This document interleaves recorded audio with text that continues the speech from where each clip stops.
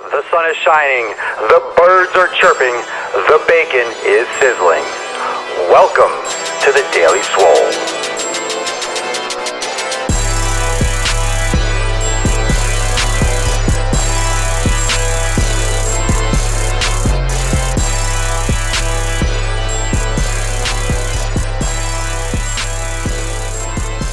Welcome, everyone, to episode 148 of the Daily Mother Swole. Welcome, everyone, all those first-timers. My name is Dash, a.k.a. the Swolenormous. I'm huge. I have a beard, and I'm going to learn you about some fitness. This is episode 148 of the Daily Swole. And for those of you that are just joining, this is live on Facebook, Periscope, Busker. You can catch it on my YouTube channel at Swolenormous, and also podcast on SoundCloud, iTunes, and Stitcher. So if you're not following me on YouTube, follow me on YouTube, subscribe, and make sure you like this video. You can make comments below if you have any continuing questions after the show. I'll try to stay for a few minutes to answer any of your questions. Also, you can like or give a review on SoundCloud and iTunes. So if you like this episode and you're watching it live, make sure you follow me on SoundCloud or iTunes and leave a review. I appreciate the feedback, any support, any feedback, and any constructive criticism is always welcome. So let me know what you think and support me if you're liking what I'm throwing down. And make sure if you're on Periscope, remember, float those hearts on Facebook, on Busker. If you like what's going down, if you support the Swole, make sure you float some hearts and show your love. Let's talk about the Saturday Refuel episode 148.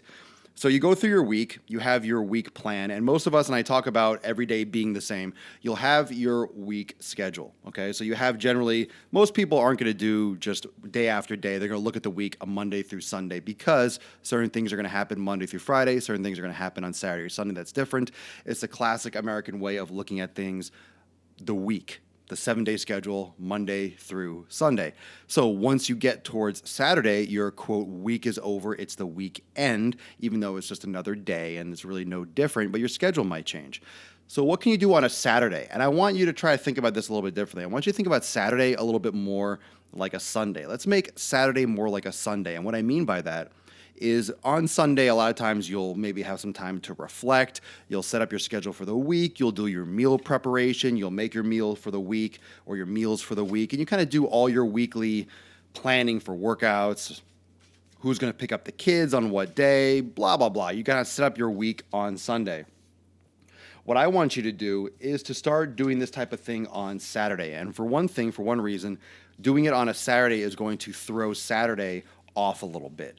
It's going to change the way you think about each individual day. It's going to take you outside your comfort zone. It's going to give you a little bit different perspective because you don't have the anxiety that you normally have on a Sunday. And I think a lot of us underestimate the power of the mind and the power of routine and the power of where our minds can go when we do something in the same way all the time. When you're on Sunday, you know tomorrow's Monday, you know you're back to the grind, possibly doing a job or things that you don't want to do. And you're like, oh my God, Sunday's coming. I don't want to do this, blah, blah, blah.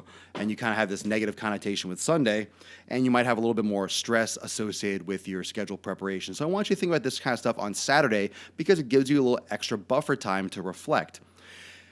Again, it's just another day, but it gives you a chance to set yourself up for the week and set up your plan and your schedule, so forth. So we'll call it a random Saturday. We'll call it a Saturday refuel. So this can happen in the sense of actual physical activity. So if you're doing a workout on a Saturday, you can do a different style of workout. You don't have to do your standard bodybuilding or your scheduled strength training routine. You can do something like plyometrics. You can have a plyometric day, whether it's upper body, lower, or total, where you do more explosive training. You could do total body in general, total body resistance, mix it up. You could do more of a cardio, go for a run, go for a swim, go for a long bike ride, go for a long walk. So cardio is acceptable.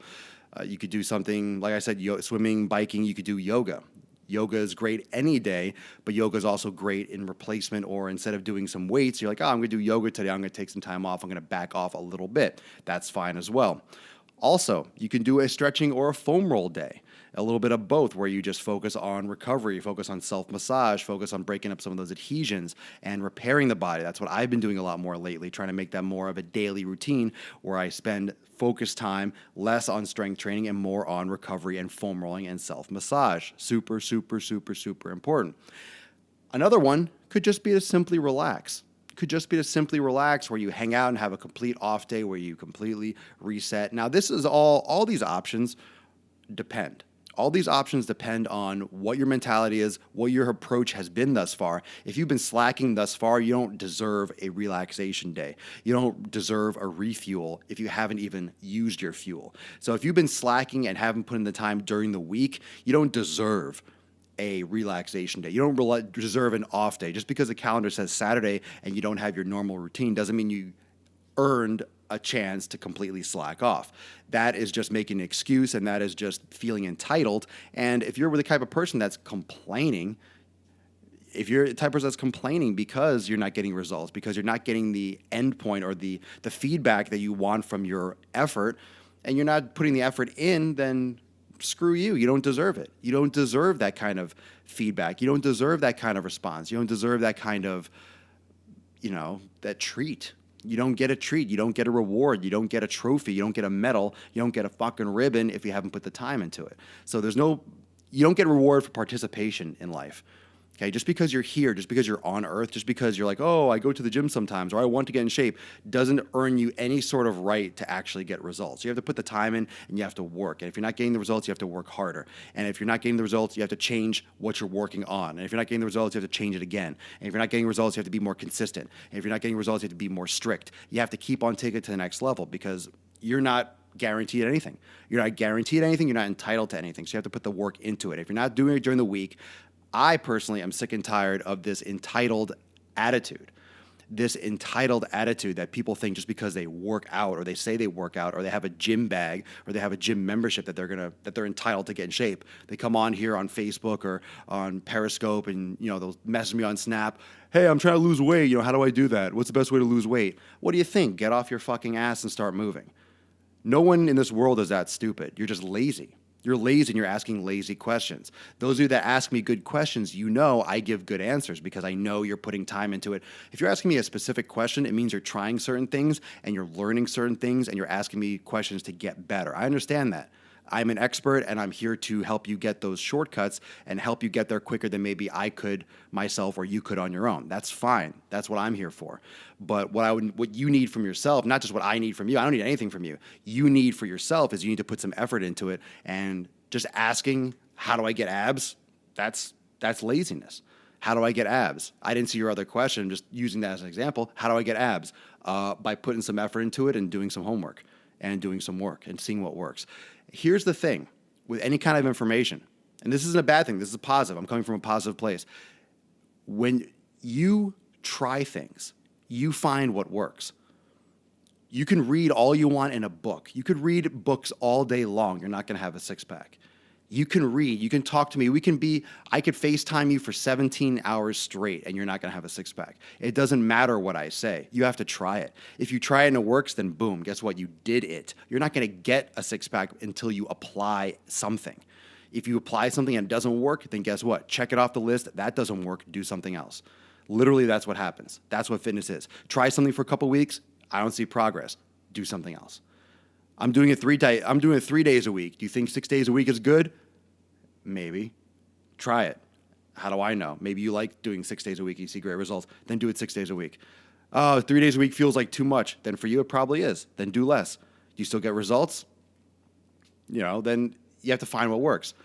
Would you say nothing is set in stone in fitness? For the most part. I mean, here's the thing. We're all human beings. We have 2 eyes, 2 arms, 2 legs, most of us. Some of us have a beard, so some of us are more fortunate than others. I'm just kidding. Kind of. So we're all generally the same. We'll move generally the same. But at the same time, we have different limb lengths, different lengths of our humerus and our femurs, different, genetic structures, different bone densities, different muscle natural strength, different creatine levels naturally. We're all subtly different. So exactly what works for me might not work exactly for you. I mean, a push-up should look relatively the same for every single person on earth, but perhaps a wider grip is better for certain people, or a narrower grip. Some people, a wider grip might hurt the shoulder, and a narrow a more military style push-up doesn't hurt their shoulder. So there's always going to be certain percentages of people that prefer one thing or another. Some people see better results doing a higher volume of push-ups, and some people like doing slower push-ups. Everyone's different. Some people don't see a lot of results from push-ups. Some people do. Everyone's different. So then you have those subtleties where you don't know how it works into a program unless you try it. So there is certain logic. I talk a lot from my own personal experience because I know what works for me, and I've done certain things. I'm like, wow, if I have to tell you from my experience, what should you do I can't really speak, and and I talk intelligently on many things and most things in fitness, but I will tell you when I don't know. I can talk about a lot of things, but if there's something I haven't personally done, I can tell you what I know about it, but I'm not going to say whether or not it's definitely going to work for you, even for things I do know.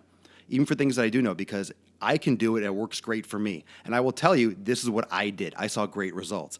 Will it have great results for you? I don't know. If you do it, are you doing it exactly the way I did it? Probably not, because I don't know what you're doing. I see you through a screen. So the best way to do it is to document. The best way to know if something works is to be consistent, because the more consistent you can be and the more documented you can be, like writing stuff down and tracking it, the more you'll know whether or not it works. And you can look back and be like, wow, I did increase a lot in strength. And you're not going to know by memory. And I did this when I was first started training, so write down everything. And I could track what I was doing and my strength progress. You think you'll remember on the top of your head, you won't. And you don't realize how far you've come until you look back at those logs. It's very, very helpful, especially when you start training. I don't do it now, but part of me kind of wants to go back and start logging workouts again, because it's not important in the short term.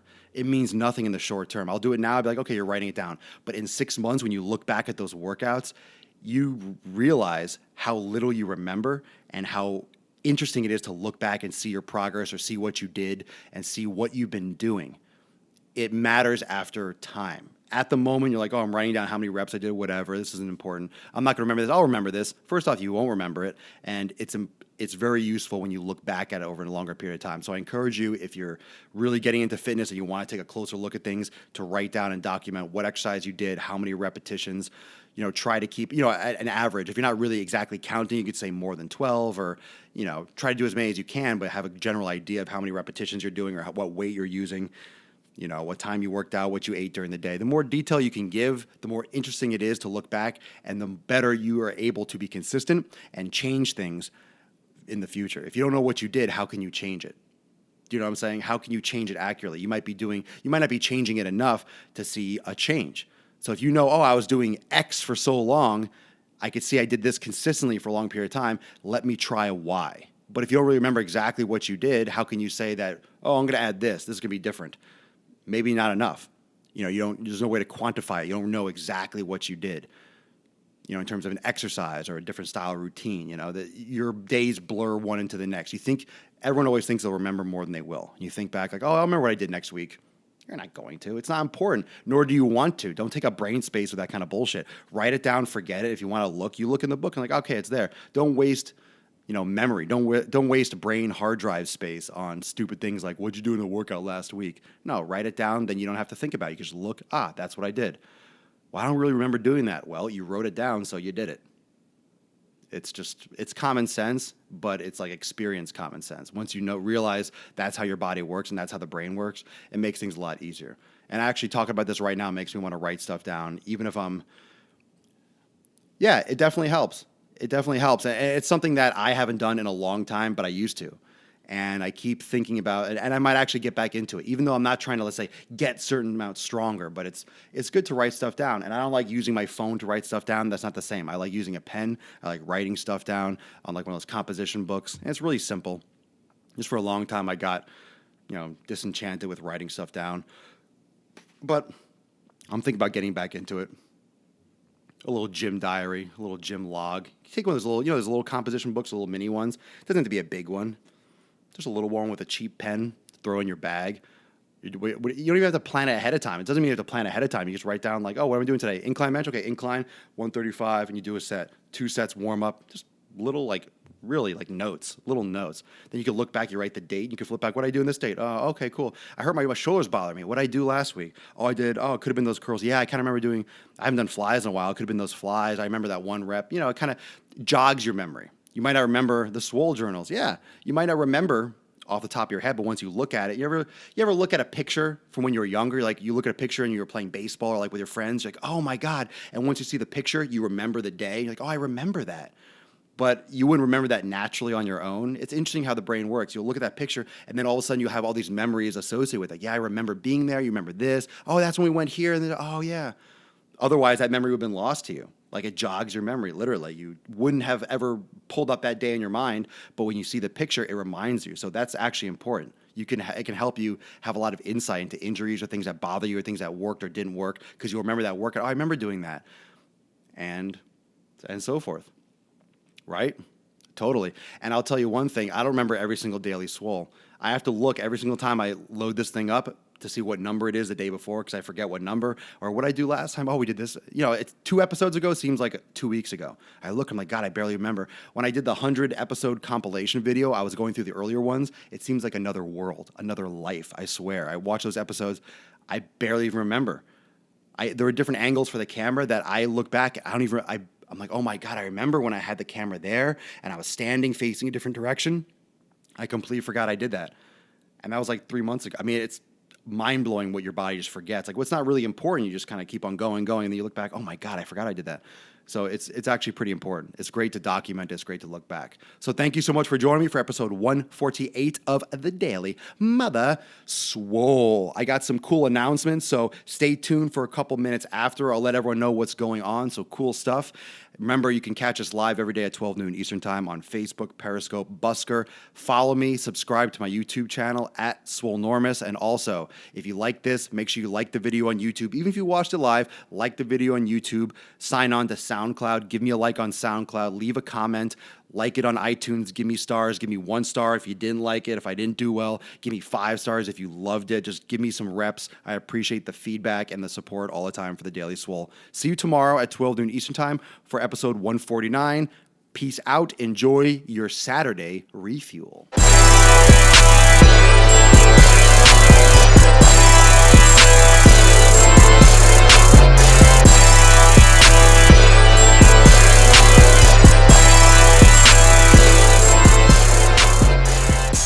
Another.